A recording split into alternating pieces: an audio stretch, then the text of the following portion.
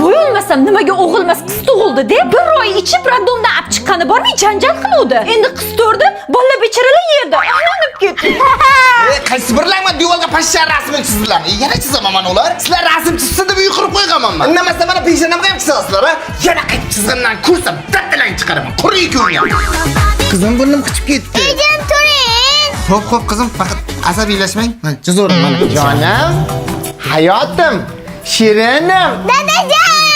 Jonim qizim ketdik osmonga otaman. O'zim ham aytdim bu taxtadan qanday buncha shirin gaplar chiqib qoldi deb.